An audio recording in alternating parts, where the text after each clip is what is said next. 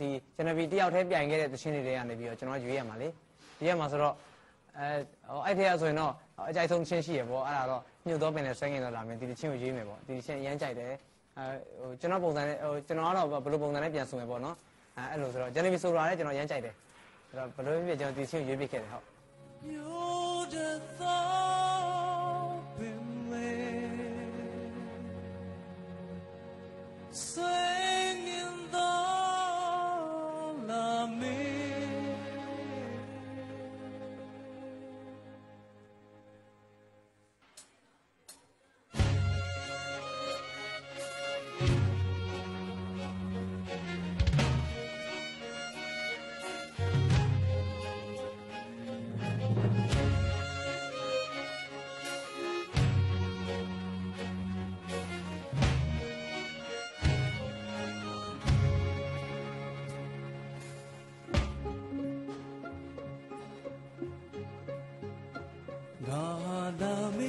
Chip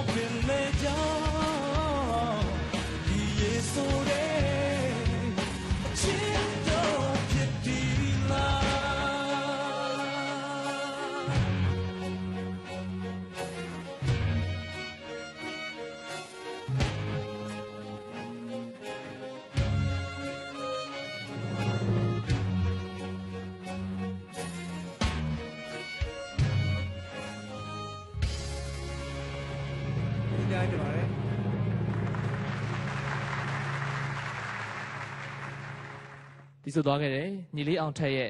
ရှင်ပြိုင်မှုနဲ့ပတ်သက်ပြီးတော့လည်းတုံ့သက်ချက်လေးတွေပြောပြပေးပါအောင်ခင်ဗျာ မင်္ဂလာပါဒီတချင်းရှင်ပြန်သွားတဲ့ပုံမှာကြည့်ရတာအောင်ထက်ရဲ့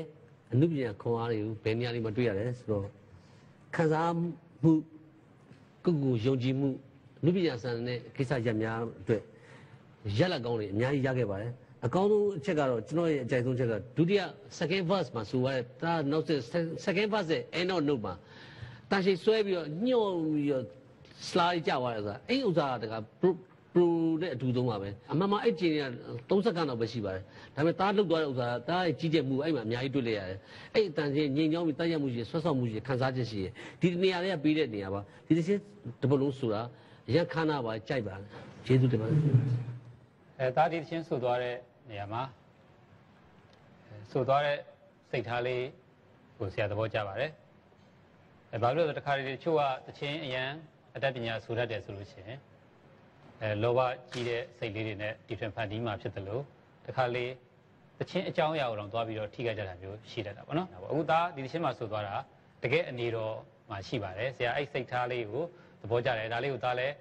အမြဲတမ်းဆက်လက်ပြီးတော့ထိန်းသိမ်းသွားစေချင်ပါတယ်တချင်းတွေမှာတခါလေတော့ကိုကအတတ်ပညာနဲ့ပတ်သက်ပြီးကိုကစွန့်စားစရာရှိမယ်တချို့တချင်းကိုကိုက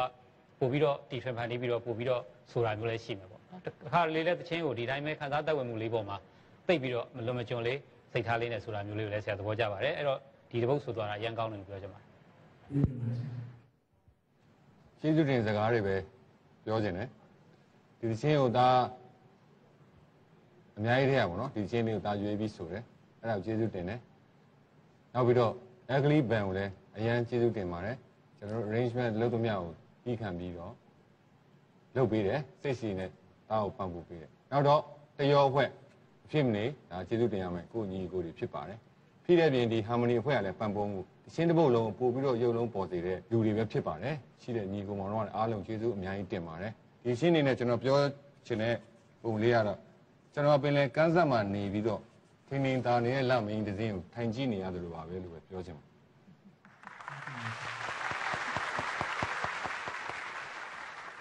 မမကတော့အထူးပြောစရာမရှိပါဘူး။ဘာကြောင့်လဲဆိုတော့ဒါကိုအမြဲတမ်းမမတို့အမြဲတမ်းပြောလေးရှိရသတိပေးတာပေါ့လေ။လောဘမကြီးနဲ့လောဘမကြီးနဲ့ဆိုတာဒီစကားဟာအခုအကောင့်ထဲပေါ်ခဲ့ပါပြီ။လောဘမကြီးတာကိုမမအယမ်းကိုဝင်တာတယ်။ဒါလေးအမြဲတမ်းခေါင်းထဲမှာထည့်ထားနော်။